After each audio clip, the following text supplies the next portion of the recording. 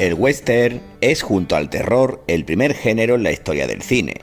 Un género que se mantiene inalterable en su estructura, pero sin dejar de ser innovador y transformista. Pero comencemos por el principio. ¿A qué nos referimos como western en cuanto a territorio y época?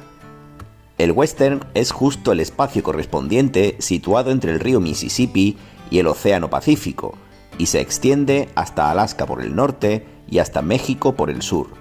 A ese territorio es al que llegan los colonos venidos de las Islas Británicas principalmente, aunque también llegan europeos e incluso chinos, formando todo un crisol de culturas a los que añadir a los auténticos nativos americanos, los indios.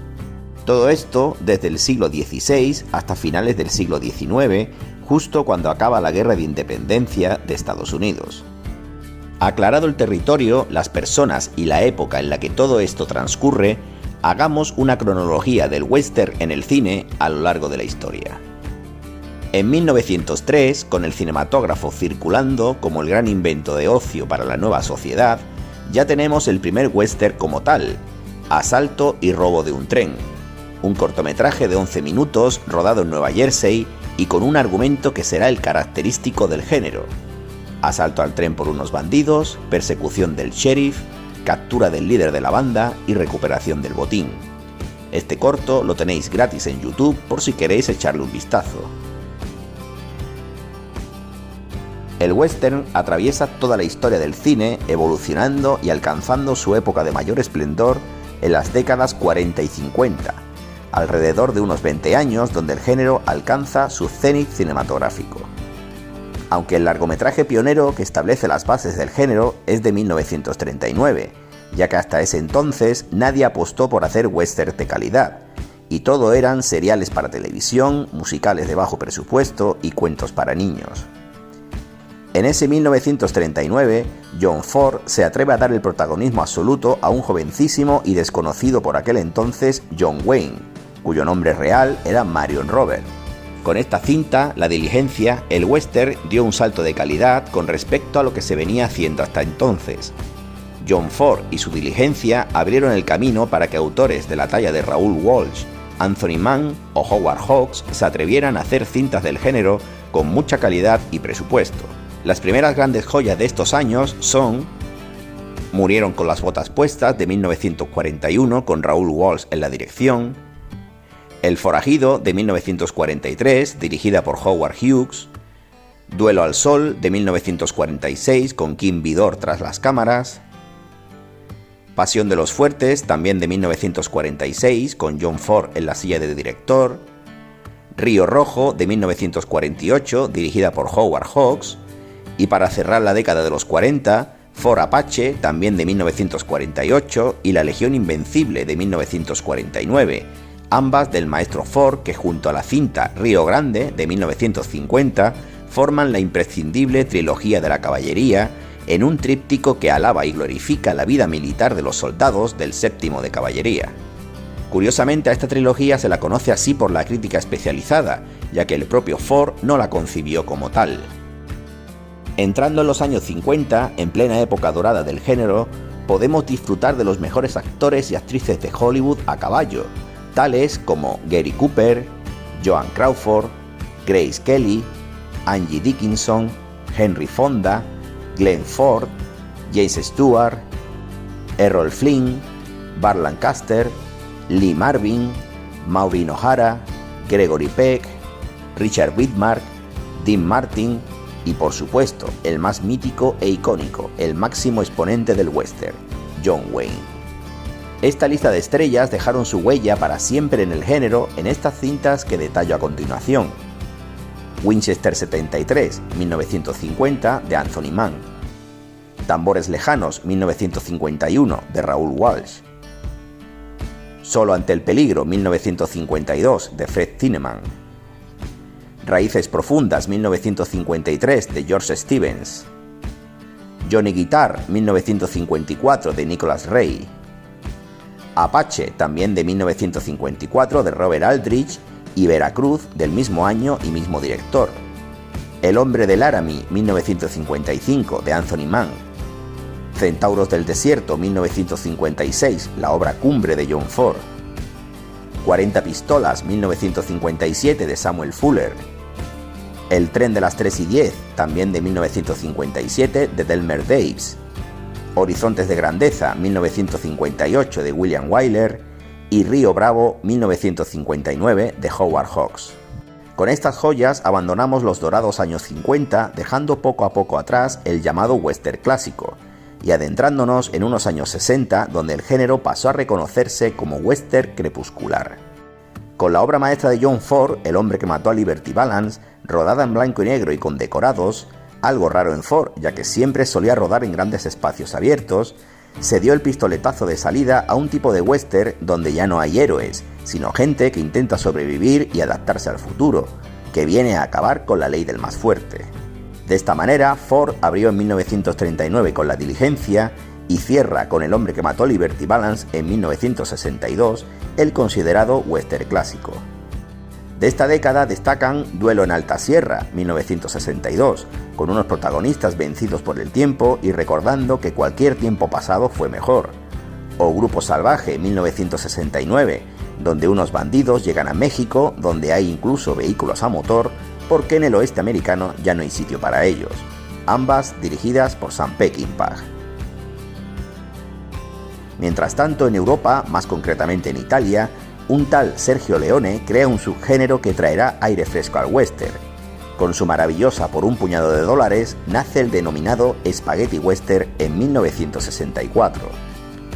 Western a la italiana con características únicas, primerísimos primeros planos a los rostros sudorosos de los protagonistas, personajes complejos, difíciles de catalogar, bandas sonoras sofocantes y machaconas como Martilleando un revólver, y unos escenarios donde ya no son Monument Valley o el desierto de Arizona, sino enclaves españoles como en Burgos o el mítico desierto de Tabernas en Almería, donde hoy día hay un parque temático llamado el Mini Hollywood. Con el Spaghetti Western nacen estrellas nuevas y actores del Hollywood clásico que ya perdieron su sitio allí, tienen aquí su espacio para seguir al pie del cañón en el negocio. De todos ellos, el actor Clint Eastwood será su rostro más conocido. Las obras más importantes del Spaghetti son la trilogía del dólar, conformadas por la antes mencionada Por un puñado de dólares, La muerte tenía un precio, de 1965, y la mejor de todas, El bueno, el feo y el malo, de 1966, todas de Sergio Leone y con Clint Eastwood como protagonista absoluto. Además, tuvimos otras joyitas como La tumba del pistolero, de 1964, Django, de 1966, Arizona Call, también de 1966, y el último gran western de Leone, Hasta que llegó su hora, de 1968.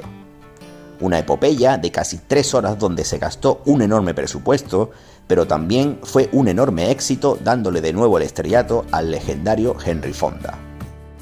Todo esto se traduce en que ya no estamos ante un western típico con normas y clichés establecidos, sino que estamos ante un género abierto a otras formas de contar historias sin abandonar, por supuesto, al género en sí. Ya a primeros de los 70 vemos una evolución natural, como creo que le está pasando al género triunfante de primeros de este siglo XXI, el de los superhéroes, aunque eso ya es menester para otro vídeo. El caso es que en plenos años 70 el western tiene ya dentro de sí subgéneros bien claros y diferenciados, el clásico, el crepuscular y el más reciente Spaghetti. Escrito quedó que el Hollywood clásico murió a finales de los 60, tal y como el maestro Quentin Tarantino retrató perfectamente en su obra maestra Érase una vez en Hollywood, de 2019. La inocencia de aquella época murió a manos de la familia Manson con el asesinato de Sharon Tate, en lo que es una buena metáfora del Hollywood clásico. Pero muriendo el cine clásico es la hora de los nuevos autores que llamaron a las puertas de los estudios y que más tarde revolucionarían el cine, creando el espectáculo definitivo para todos los públicos. Gente como George Lucas, Francis Ford Coppola, Steven Spielberg, Martin Scorsese, David Cronenberg, David Lynch, John Carpenter o Wes Craven, gente que tenían sus propias ideas y que no tenían intención de rodar westerns. El western quedó ya relegado a un segundo plano solo para los amantes del género y para la serie B, que dedicaron sus esfuerzos en hacer cintas revisionistas y de autor, tales como Pequeño Gran Hombre, de 1970, con Arthur Penn tras las cámaras y con un joven Dustin Hoffman como protagonista. Soldado Azul, también de 1970, donde se exhibe sin tapujos la matanza de la reserva india de Sand Creek, con muchas similitudes sobre la guerra de Vietnam, una película bastante violenta y gore. Un hombre llamado Caballo, de 1970, Las aventuras de Jeremiah Johnson, de 1972, con Sidney Pollack tras las cámaras, o la genial Pat Garrett y Billy el Niño, de 1973, con Sam Peckinpah en la dirección y Bob Dylan componiendo la banda sonora y apareciendo también en la cinta en un pequeño papel. No nos olvidamos también de Missouri, de 1976, con Marlon Brando decidido a hacer un western a toda costa. Y para cerrar los 70, dos mitos: la última película de John Wayne, El último pistolero, de 1976, junto a su amigo James Stewart, donde firma todo un epitafio sobre su vida actoral, y el primer western dirigido por Clint Eastwood, El fuera de la ley, también de 1976, lo que supuso un soplo de aire fresco en un género que languidecía. Pero la puntilla a los westerns tal y como lo conocíamos fue en 1980, con La puerta del cielo, dirigida por el ganador del Oscar por El cazador 2 años atrás, Michael Cimino. Este director, empeñado en hacer un western de gran presupuesto, llevó a la quiebra a la compañía de United Artists que fundara en 1919 el maestro Charles Chaplin junto a otras estrellas del cine mudo. Si queréis ver el vídeo que le dediqué a Chaplin, clica en el enlace que estará pasando arriba en este momento. La puerta del cielo costó 40 millones y solo recaudó 4 en la taquilla, lo que hizo que la compañía vendiera sus acciones al no poder soportar la pérdida económica que supuso la cinta. Aunque a día de hoy se ha convertido en una obra de culto, a mi parecer está algo sobrevalorada. Con la tibia respuesta del público y las feroces críticas de los especialistas, parecía claro que nadie quería seguir viendo westerns de gran presupuesto. Además, no hacía falta volver al pasado, ya que el presente de Estados Unidos era muy parecido al viejo oeste. Saqueos y manifestaciones de grupos afroamericanos reivindicando sus derechos era lo más parecido a los indios presentando batalla al séptimo de caballería. Y no hacía falta ver a Wyatt Earp en el cine, ya que teníamos a personajes como Harry Callahan o Paul Kersey tomándose la justicia por su mano. Por lo tanto, el western quedó reducido a circuitos de serie B. Pero algo inesperado ocurrió que desde entonces fue la norma habitual: una gran película western que consiga grandes críticas y premios cada 1 o 2 lustros hasta llegar al día de hoy. En 1985 llegan dos grandes éxitos: El jinete pálido, dirigida por Clint Eastwood, remake inconfeso de Raíces profundas, el clásico de 1953, aunque más violento y con más acción, y Silverado, dirigida por Lauren Kasdan, guionista del Imperio contraataca o Indiana Jones. Nos trajo un western entretenido, divertido, con un aura muy moderno que incluso estuvo nominada a varios Oscars. Estas dos películas son pilares fundamentales de lo que a partir de ese momento llamaremos neo-western o western moderno, que no es otra cosa que un western que rememora a los clásicos pero con una frescura y vitalidad que le dan personalidad propia. A finales de los 80 acabamos la década con Arma Joven, un western que también fue un gran éxito y que dio pie incluso a una secuela. En 1990 llega la catarsis del género. Kevin Costner, actor de primera fila y gran estrella de Hollywood que ya actuó en Silverado, firma su ópera prima como director, Bailando con lobos. Western medioambiental donde el protagonista va en busca de la última frontera antes de que el hombre blanco lo arrase todo. La cinta es una obra maestra de principio a fin, un canto a la libertad, a la naturaleza y a los últimos indios que quedan en reservas. Solo decir que obtuvo 7 Oscars, incluyendo Mejor Película, algo que solo ocurrió en el género con Cimarrón, de 1931, pero el paso del tiempo no le ha hecho nada de bien a esta última. En Bailando con lobos todo es genial: la ambientación, la fotografía, la inolvidable banda sonora de John Barry. Lástima que, como dije antes, esta será la norma, una gran película cada X años, sacada adelante más por el amor al género de los productores, más que por petición del público. En 1992 se repite la historia con otro western maravilloso del, podemos decir, último autor de cine clásico que vive a día de hoy, el legendario Clint Eastwood. Sin perdón ganó 4 Oscars, incluyendo Mejor Película, y dejó a un personaje imborrable para la memoria colectiva, William Munny. ¿Quién es el dueño de esta pocilga? Bien, ahora voy a salir. No dudaré en matar a quien vea afuera. Y si alguien se atreve a dispararme, Además de matarle a él, mataré a su esposa y a sus amigos. Y quemaré su maldita casa. Un western crepuscular en toda regla, donde el bueno hacedor de justicia es un cabrón con todas sus letras. Estas dos cintas hacen renacer el gusto por el western y demuestra que aún hay muchas historias que contar, continuando con obras como El último mohicano, de 1992, con Michael Mann en la dirección, Jerónimo, de 1993, con Walter Hill tras las cámaras, Tombstone, de 1993, y Wyatt Earp, de 1994, cuentan la misma historia. Sin embargo, esta última es una cinta más larga y contemplativa, y la primera es de menor duración y va más directa al grano, pero ambas muy buenas en cualquier caso. Maverick, también de 1994, con Mel Gibson como protagonista, y la curiosa Rápida y Mortal, de 1995, con Sam Raimi en la dirección. Os dejo aquí arriba el vídeo que le dediqué al bueno de Raimi. A finales de los 90 y principios de los 2000, seguimos teniendo grandes joyas del western, e incluso se atreven a mezclarse con diferentes géneros en cintas como El terror con Revenues, de 1999, Open Range, de 2003, volviendo al western revisionista. También tenemos el drama sobre desapariciones de Ron Howard, The Missing, del año 2003, Brokeback Mountain, de 2005, y su drama social sobre la homosexualidad, la ciencia ficción en Cowboys y Aliens, de 2011, e incluso Quentin Tarantino no se resistió a adentrarse en el género que tanto le marcó a la hora de hacer cine y nos entregó dos películas: Django desencadenado, de 2012, su particular venganza contra los esclavistas del sur, bastante atrevida y gore, y Los odiosos 8, de 2015, su 10 negritos particular en clave western. En este siglo también nos han llegado dos grandes remakes. En el año 2007, James Mangold revitaliza un clásico como fue El tren de las 3 y 10, con Russell Crowe y Christian Bale como protagonistas, y los hermanos Coen firman en 2010 el remake de Valor de Ley, cinta que protagonizó John Wayne en 1969 y que aquí tomó el testigo Jeff Bridges, y además tuvimos el debut de nuestra Ojo de Halcón, Hailee Steinfeld, que incluso estuvo nominada al Oscar a Mejor Actriz de Reparto. También destacamos westerns de autor como fue El asesinato de Jesse James por el cobarde Robert Ford, de 2007, con Brad Pitt, y Appaloosa, de 2008, con Viggo Mortensen, nuestro Montaraz de El Señor de los Anillos. En este siglo también tenemos dos rara avis patrias: Black Thor, de 2011, una especie de secuela del clásico Dos hombres y un destino, de 1969, e Intemperie, de 2019, un western en el desierto de Almería con Luis Tosar en plena posguerra española. No nos olvidamos de Comanchería, de 2016, un maravilloso western que transcurre en el presente y que también estuvo nominada al Oscar a Mejor Película.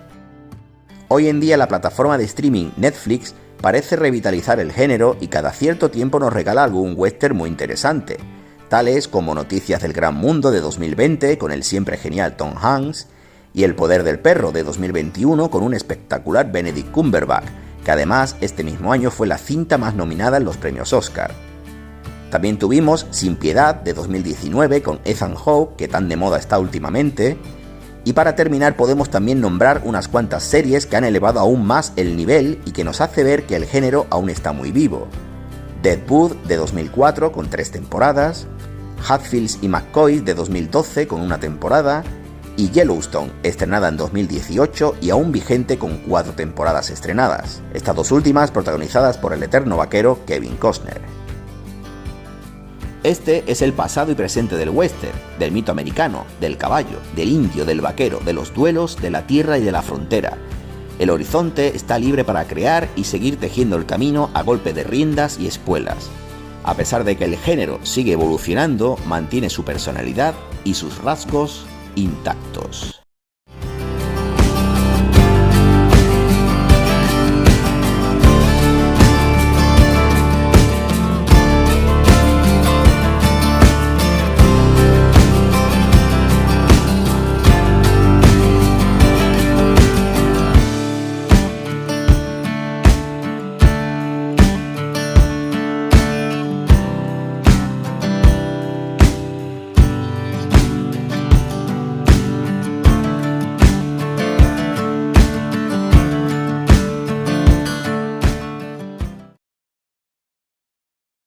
Denle al like, suscríbanse, activen la campanita para estar al día de los próximos vídeos, comenten para saber su opinión y compártanlo con sus amigos.